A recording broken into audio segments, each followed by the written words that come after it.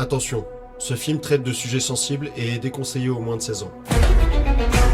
Certaines scènes contiennent des effets lumineux, des flashs pouvant ne pas convenir aux personnes épileptiques ou photosensibles.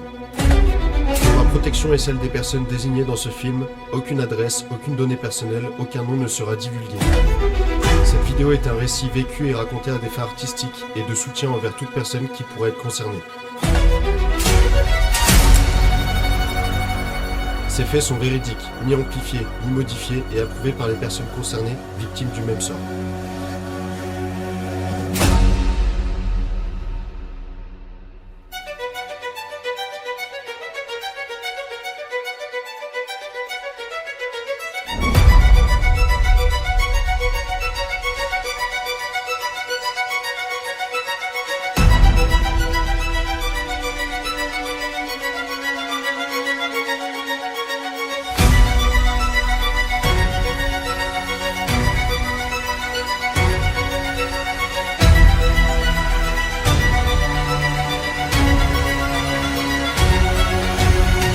Mon histoire commence à Annecy,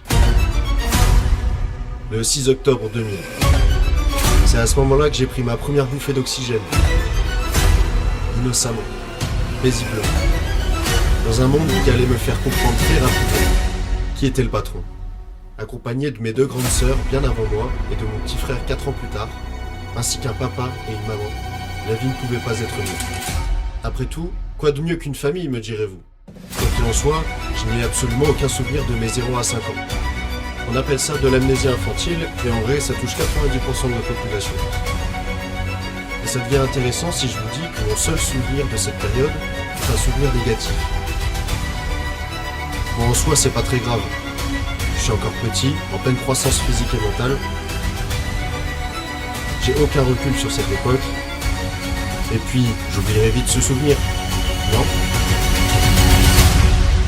Voyons voir ce que la suite me réserve.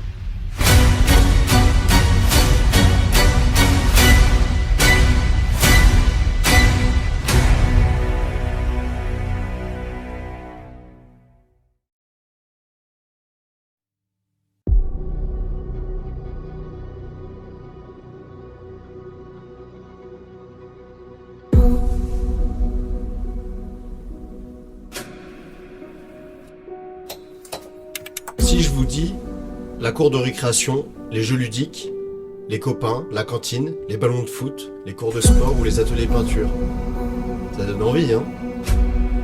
Pour un enfant normal, avec une famille normale, évidemment. Mais pas pour moi. Je voyais l'école différemment. Harcèlement, prison, douleur mentale, pression, bizutage, incompréhension. Bref, c'était la panique. Pour comprendre pourquoi, il faut revenir un peu en arrière. Lundi 4 septembre 2006, commencera une guerre intérieure qui durera 12 ans.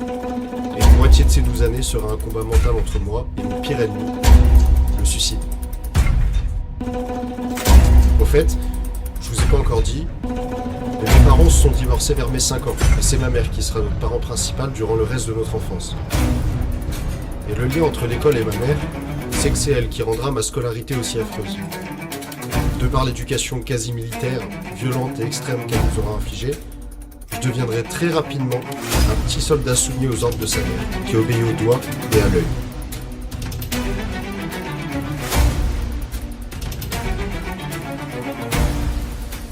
À ce moment-là, je vois pas le problème. Je me dis que c'est comme ça, et puis c'est tout. Je me rends compte que c'est dur, mais c'est comme ça, et puis c'est tout. Après, c'est vrai que non. C'est comme ça, et puis c'est tout.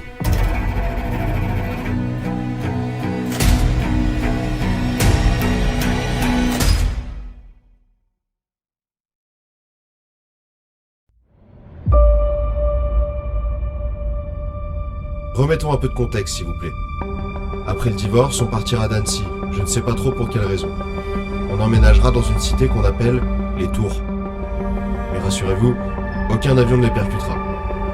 On habitera tout en haut de l'une d'entre elles, au 14e étage. Une vue à couper le souffle, dans la cité la plus misérable de la ville. Quand j'y repense, c'était un petit luxe quand même. Certainement le seul. Selon moi, on a manqué à la fois de tout et de rien. On avait de la nourriture, mais pas assez. On avait des vêtements, mais pas assez. On avait une famille, mais pas l'amour. On avait des règles, mais pas de liberté. Aller à l'école était un bon moyen de quitter temporairement ce cadre. Mais ça impliquait de subir tout ce qu'on a vu tout à l'heure. À choisir, je préférais quand même être à l'école qu'à la maison. Et à vrai dire, la primaire n'était pas insurmontable et de toute façon, je n'avais pas pleine conscience de la situation qui ne faisait que commencer.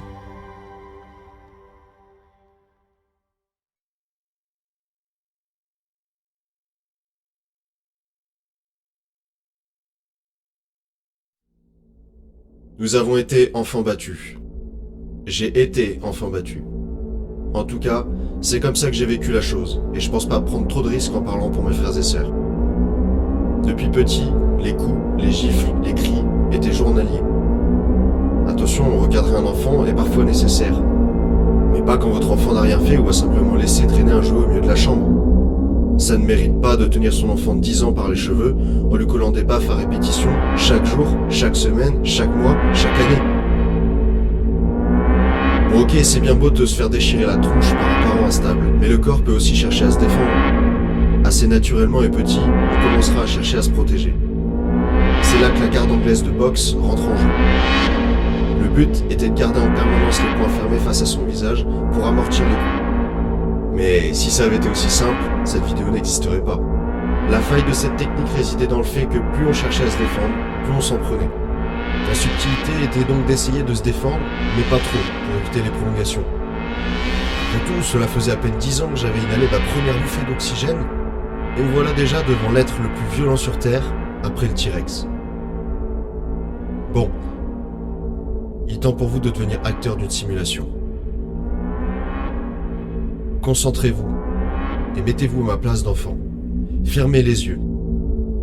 Il est tard, vous êtes en train de dormir paisiblement dans votre lit bien chaud. Après une bonne journée, sans coups, sans baffe. Puis, en plein milieu de la nuit, votre mère ouvre toutes les portes des chambres en criant. Déjà là, mesurez le degré de peur et de choc émotionnel après un réveil comme celui-ci pour un enfant. Puis votre mère s'approche de votre armoire à jeux, la grippe et la fracasse au sol. Tout explose en 1000 morceaux, dans un vacarme terrorisant, et vous êtes spectateur direct de la scène. Pas de coups, pas de gifles, juste de la violence visuelle. Mais tout cela prend un tournant différent quand votre mère vous ordonne de tout ranger sur le champ. Bref, il est 1h du matin, demain il y a école, et vous venez d'assister à une scène violente qui vous traumatisera à vie. Fin de la simulation.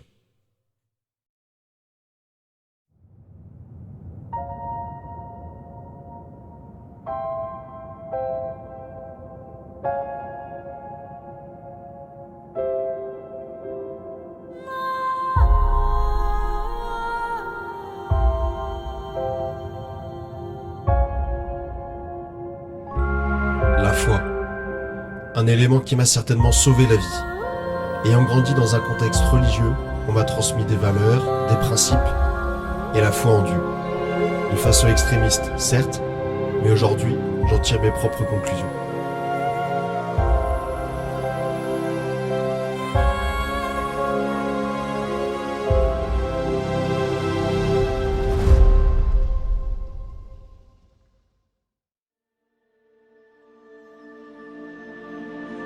En 2010, les fameuses tours sont détruites.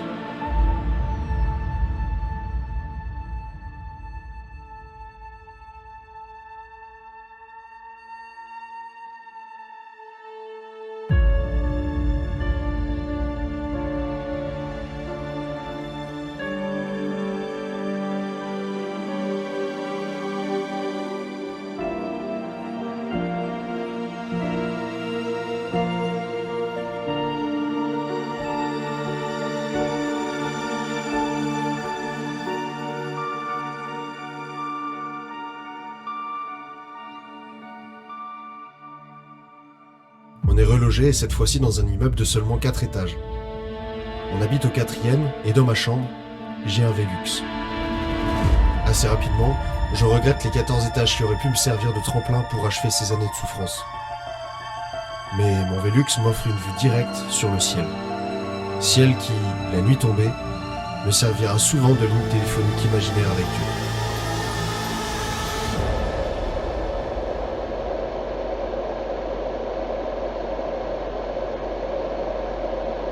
Ce noir profond, ces étoiles qui brillent, ce vide sans fin égal à mes émotions me rassureront souvent. Et pendant quelques années, je prierai régulièrement pour que quelqu'un sauve 4 enfants en détresse. À ce moment-là, je rentre au collège. Et là, ça devient chaud. J'échoue à chaque matière, chaque année, et chaque mauvaise note me vaut des coups. Je dois apprendre des devoirs par cœur, en pleurant devant ma propre mère qui me frappe si je fais une faute. Puis je recommence, puis j'oublie, puis on me frappe, puis je recommence, puis je pleure, puis j'oublie, puis je recommence. Puis je recommence, puis j'oublie, puis on me frappe, puis je recommence, puis je pleure, puis j'oublie, puis je recommence, puis je recommence, puis j'oublie, puis on me frappe, puis je recommence, puis je pleure, puis j'oublie, puis je recommence, puis je recommence, puis j'oublie, on me frappe, puis je recommence.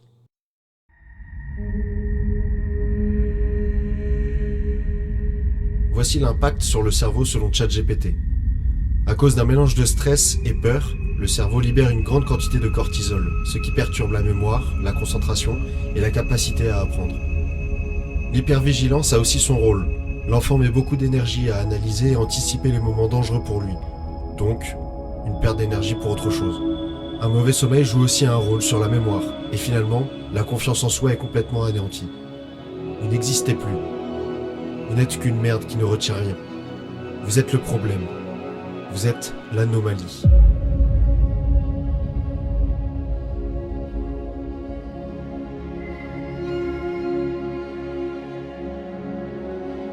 En plus de tout ça, je continuais de manière plus douce à être la victime de ma classe. Stress à la maison, stress à l'école. Il me fallait une solution. Et cette solution, ça a été le vélo.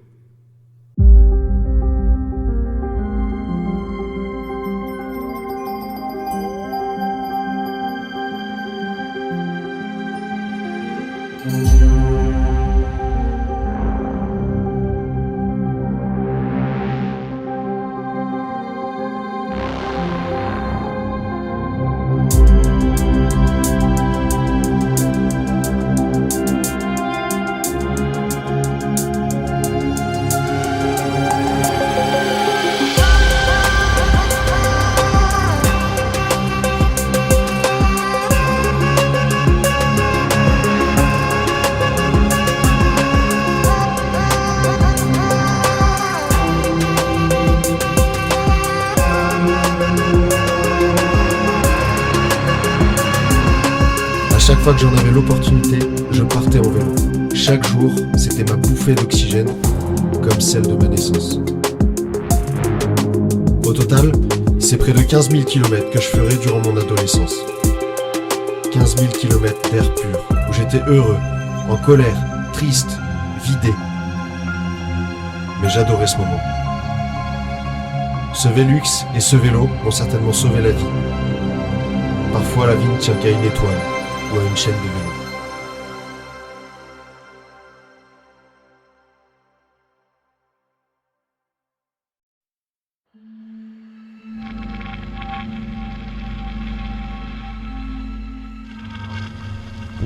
Vous avez peut-être déjà vu les films Inception, Interstellar ou Tenet.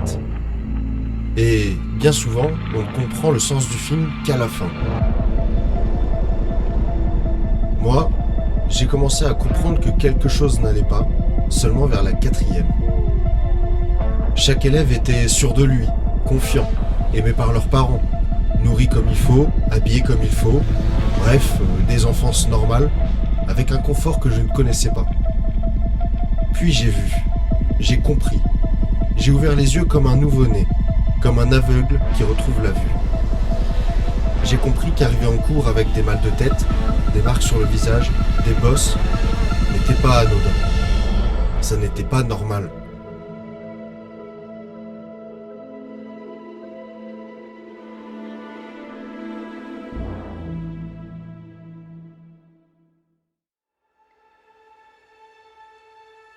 Cette compréhension n'arrive pas seule. L'angoisse, la peur, les questions viennent s'ajouter au stress global existant. Et malheureusement, je passais le reste de mes années collège avec toutes ces émotions.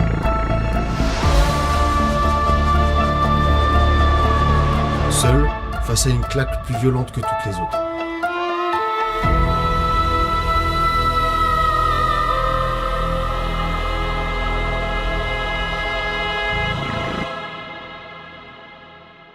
Jusqu'ici, le jeu était facile. L'innocence, même si elle ne camouflait pas la vérité, m'empêchait d'aller plus loin dans mon questionnement. Mais une question reviendra souvent. Quand tout cela s'arrêtera-t-il ?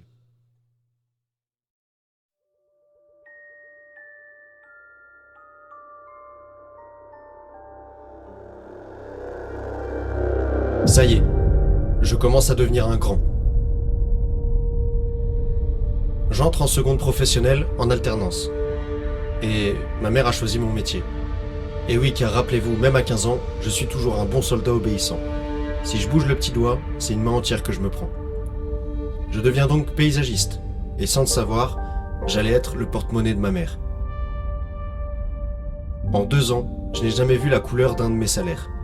J'effaçais les ardoises de ma famille sans pouvoir réclamer la moindre pièce. Imaginez, vous avez 15 ans, vous êtes détruit et n'avez jamais compris ce que vous faisiez sur Terre. Vous travaillez dur dans un métier que vous n'avez pas choisi. Vous êtes le pire élève et n'arrivez pas à vous intégrer à votre classe. Et pour finir, votre seule satisfaction possible vous glisse entre les doigts. Votre salaire n'existe tout simplement pas. Sans oublier qu'il est possible de se faire battre après avoir affronté le monde extérieur. Finalement, vous n'êtes en sécurité nulle part. Plus le temps passait, plus je voulais fuir. 7, 6, 5, 4 stage engine start. 3, 2, 1. Boosters ignition. And liftoff of Artemis 1. We rise together back to the moon and beyond.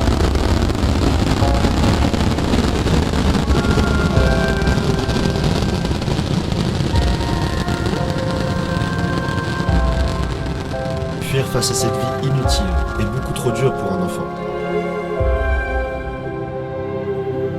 J'ai continué à penser au suicide. J'étais absent dans mon esprit, tel un robot obéissant aux ordres.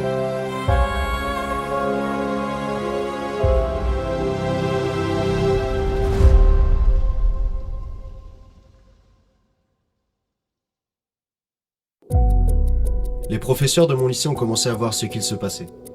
Puis j'ai eu une discussion avec l'une d'entre eux. Elle me regarde, assise face à moi et me demande si je suis en danger.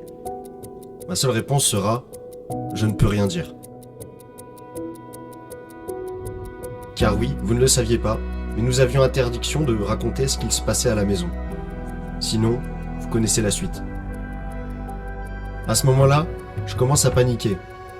Cette professeure a très bien compris ce qui se passait, et je venais malgré moi de désobéir à la règle du silence.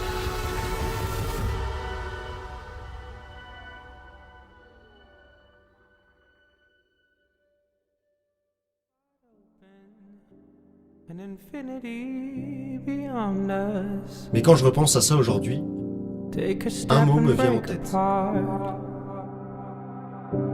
La fierté. Moving into an atmosphere. Je suis fier d'avoir servi de tirelire si cela a permis à ma fratrie de s'en sortir. Si d'avoir enduré tout ça n'était pas vain, alors je me dis que c'était certainement le prix à payer.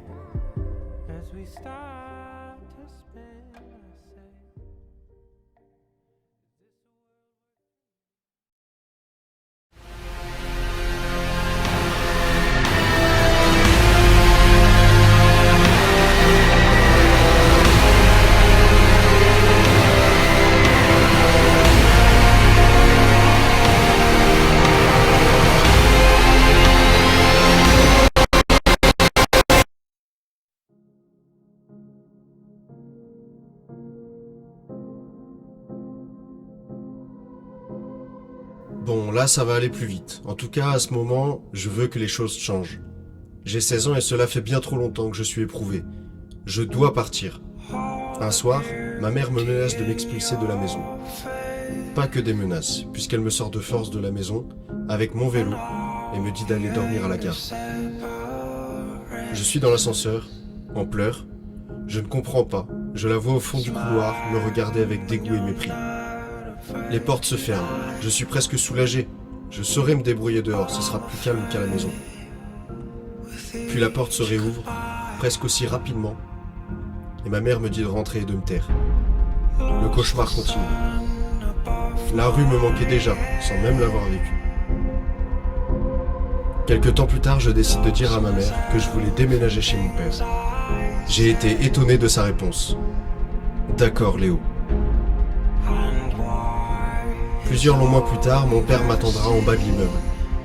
Avant mon départ, ma mère me remerciera en me crachant au visage. Je reste stoïque, sans émotion. Je savais déjà que j'avais fait le meilleur choix. Je dis au revoir à mon frère, que je ne reverrai qu'une poignée d'années plus tard. Je descends pour la dernière fois de ma vie par cet ascenseur, qui aura tout vu de nous. Je pousse la porte de l'immeuble une dernière fois. Mon père est là. Je monte dans la voiture. À ce moment, je réalise. Je suis libre. Les premiers kilomètres se feront en pleurs de mon côté. Des larmes de stress, des larmes d'anxiété, des larmes de peur, mais surtout des larmes de soulagement. La deuxième partie de ma vie se fera 800 km plus loin. Et malheureusement, je ne suis pas au bout de mes peines.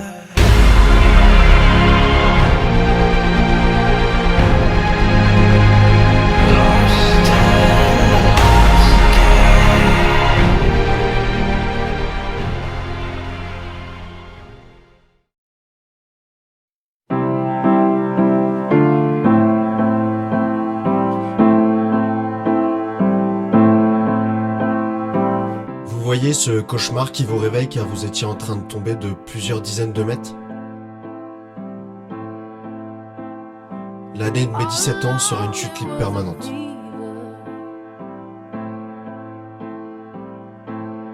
En 3 semaines, toutes les verrues que j'avais sur les mains depuis des années disparaîtront complètement et ne reviendront jamais.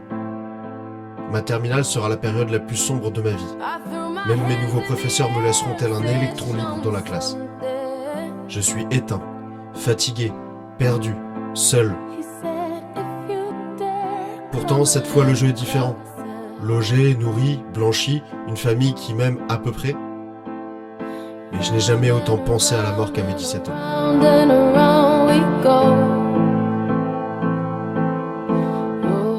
Et personne ne pouvait rien faire, pas même mon père.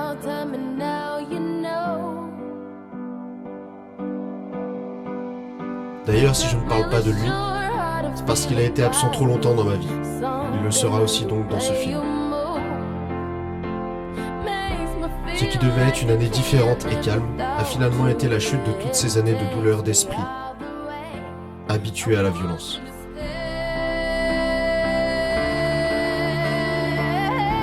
À mes 18 ans, je plie bagage et décide de prendre mon indépendance.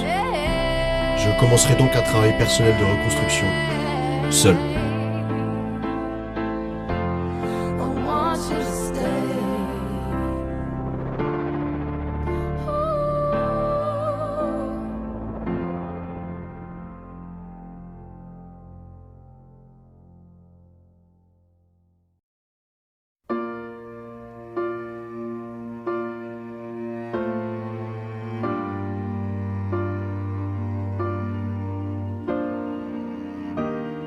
Qu'en est-il d'aujourd'hui? Mes sœurs, mon frère et moi sommes à nouveau réunis après plusieurs années de silence de ma part. Ils m'aident chaque jour juste de leur présence dans ce monde de brut. Ils sont la seule raison que j'ai de rester en vie. Ce film les aura touchés et j'espère encouragés à s'ouvrir sur leur vie. Ma mère, quant à elle, a disparu à mes yeux le jour où elle m'a renié.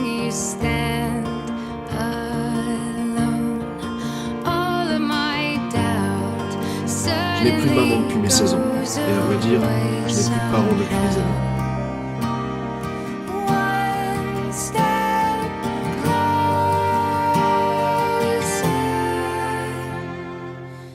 tant d'années où j'ai cultivé la haine et la vengeance, aujourd'hui, j'ai complètement dépassé tout cela.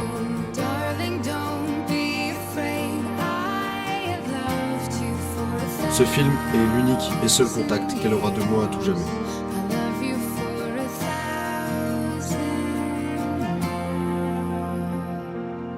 Je ne dis pas que j'aurais préféré une famille soudée, car je suis aujourd'hui, selon moi, la meilleure chose que je peux être avec un passé comme ça. Je hais la violence, je hais les cris, je hais les coups, je hais ce monde. Rappelez-vous que vous n'êtes qu'une poussière dans un monde infini. Un électron dans un océan d'étoiles.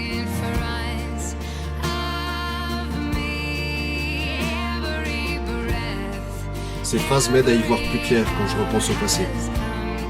Ce passé qui m'a rendu plus fort, plus vrai. Il m'a ouvert les yeux sur ce qu'est vraiment la vie. Impitoyable. Bref, je m'appelle Léo, j'ai 25 ans. J'ai peur mais je ne poserai pas un genou à terre. Je m'appelle Léo, j'ai 25 ans, et il faut tout recommencer, tout reconstruire. Je m'appelle Léo, j'ai 25 ans, et ma vie commence seulement aujourd'hui.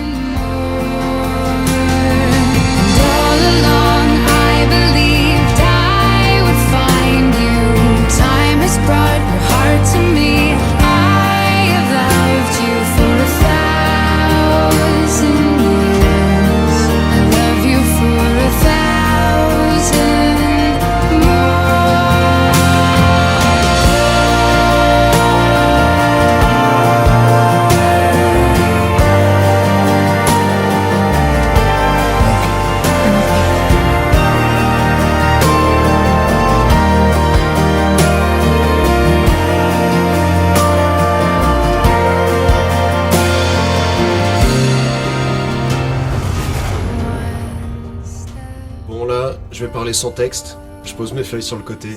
Je voulais vous remercier d'avoir regardé cette vidéo et si jamais elle a fait écho dans votre cœur ou que vous avez apprécié, n'hésitez pas à laisser un petit commentaire, à me dire un peu ce que vous en avez pensé. N'hésitez pas non plus à la partager, peut-être des gens qui seraient concernés ou même à des gens qui ont eu un passé comme le mien qui aujourd'hui sont de grands adultes.